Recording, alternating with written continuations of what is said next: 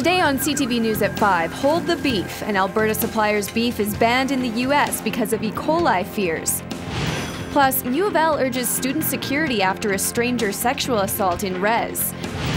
And a popular haunt for tourists has conjured concerns from neighbors. CTV News with Alicia Fieldberg.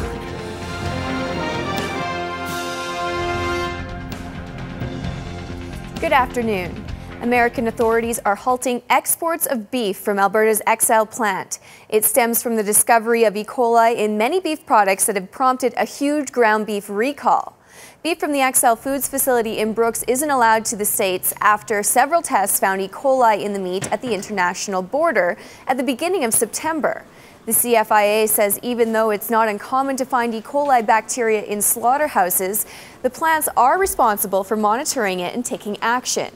It also says XL Foods didn't consistently follow its E. coli control measures. The CFIA is also facing criticism because federal food safety bureaucrats waited nearly 2 weeks to issue a public health alert after they discovered contaminated beef. XL has developed a new response plan. This, as Alberta Health Services confirms 8 cases of E. coli are being investigated in the province. No word if they're linked to the recall. A 53-year-old man arrested Monday afternoon has been charged in connection with 2 city robberies. Edward Allen Speedle faces several charges, including 2 counts each of robbery and carrying a concealed weapon. Yesterday morning, officers responded to a report of a robbery at Savers convenience store where a man stole cash and cigarettes at gunpoint. He's also charged with an armed robbery at Lethbridge Pharmacy on September 19th, where cash and drugs were stolen. Speedle's in custody and made his first court appearance this morning. Police have issued an arrest warrant for a Lethbridge man accused of confronting officers during the grass fire earlier this month. The massive blaze started on September 10th. Officers had blocked off a road when they were confronted by 4 men who had been asked to leave the area because of the fire. They refused and hit one officer with a broomstick and kicked the other in the face. 65-year-old Fred Watmo is charged with assaulting a peace officer, assault with a weapon, and resisting arrest.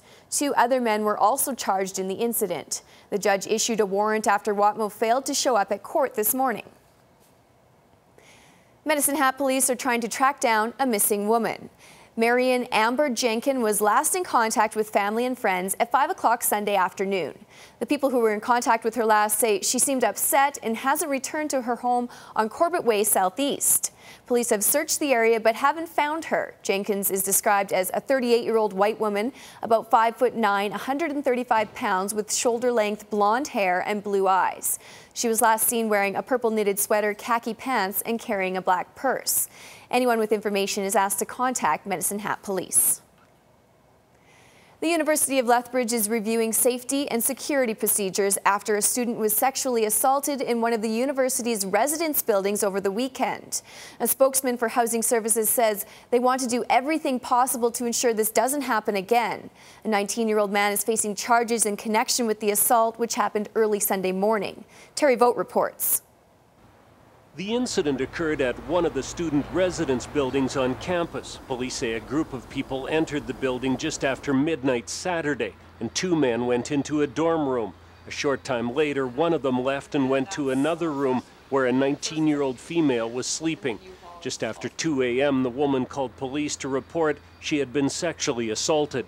In light of this event, our campus security team, have been working closely with the city police, sharing information we can have to assist in their ongoing investigation. The building contains 19 surveillance or security cameras. Video provided by the campus security was used to help identify a suspect who's now facing 1 count of sexual assault. The university does have policies and procedures for those living on campus and their guests, but as a result of this incident, those policies are now under review. Housing Services is also offering access to counseling for anyone affected by the assault and reinforcing safety to other students who are living on campus. We have 30 student resident assistants that live throughout our residence community.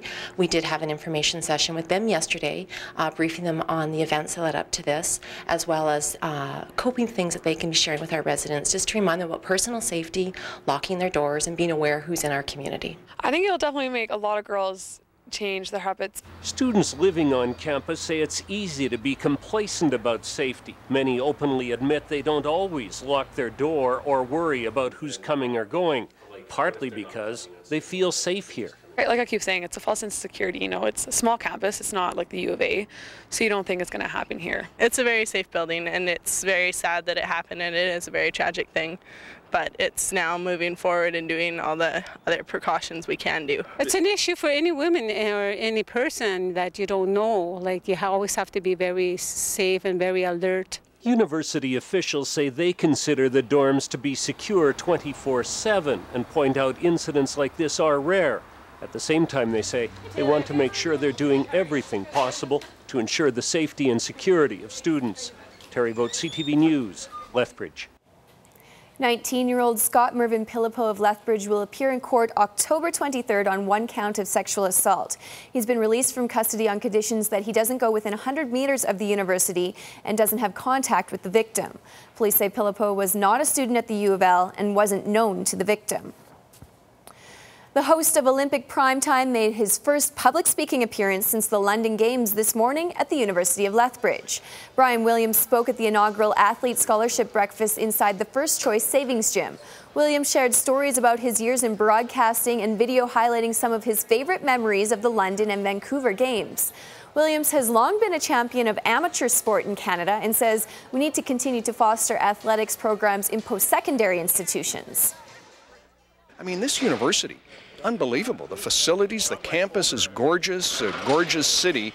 It's important that we support institutions like this and we learn about institutions like this. It's so important for the business community to step up and support this university because a vibrant university, academics and athletics, is so good for the community. As a former university athlete, I believe strongly in having athletics as a part of our university. But the challenge is always finding enough funding to ensure that we have the scholarships to support our athletes, the facilities, the resources for teams. And so this breakfast is the start of what I hope will become a very significant event for us to support our student athletes. Proceeds from the breakfast go towards funding scholarships for Pronghorn athletes.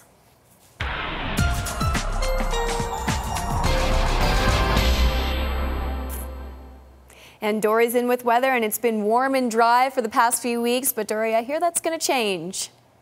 Yeah, you can already see it happening, Alicia. You can see the cloud cover moving in. We have an upper level trough that's going to be sliding across. It's already starting to making inroads, and we are expecting to see some showers tonight. There is a possibility of a thunder shower. We haven't used that word in a long time, and we haven't seen showers in a long time as well. And it's not that we can't use it because it's tinder dry out there. I'll have all the details, how long the moisture is going to be with us in just a couple of minutes. Thanks, Dory. One of the routes to West Lethbridge is set to be open tomorrow afternoon.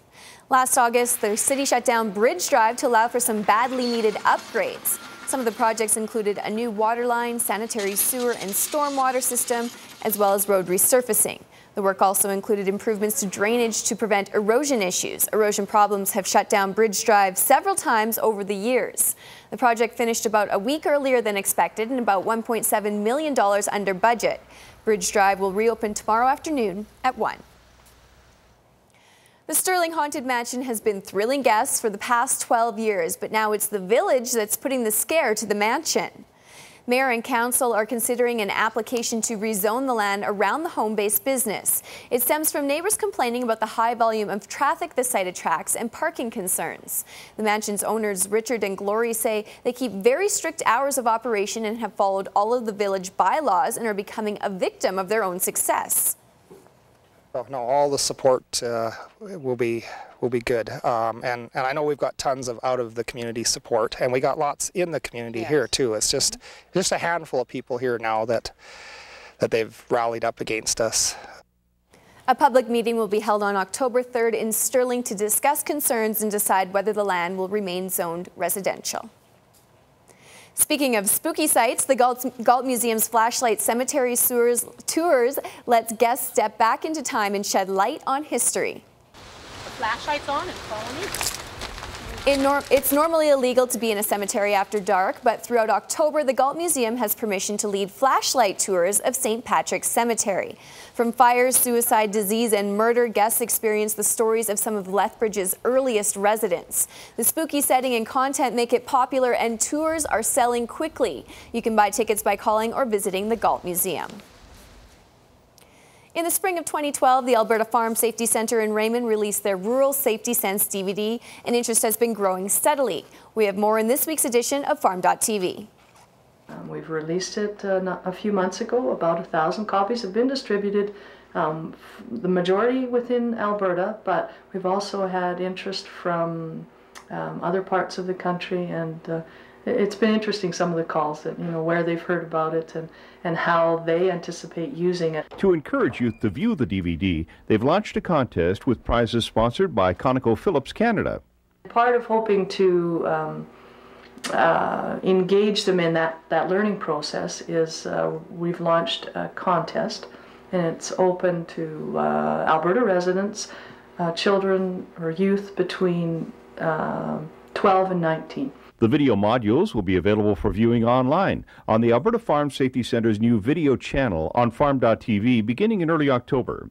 And they will be able to access the information on each module from Farm TV, go through the quiz with that, and we're hoping with their families, because if there's a couple kids in that 12 to 19 age group, they could both enter the contest and maybe they could help each other, maybe their parents could help. This isn't all about you're cheating if you get help. We hope that this is a collaborative effort, that everybody comes out maybe with even 1 or 2 points. Oh, I didn't know that. And that's what we're hoping. Farm TV is brought to you by DA Building Systems. Now let's take a look at the markets.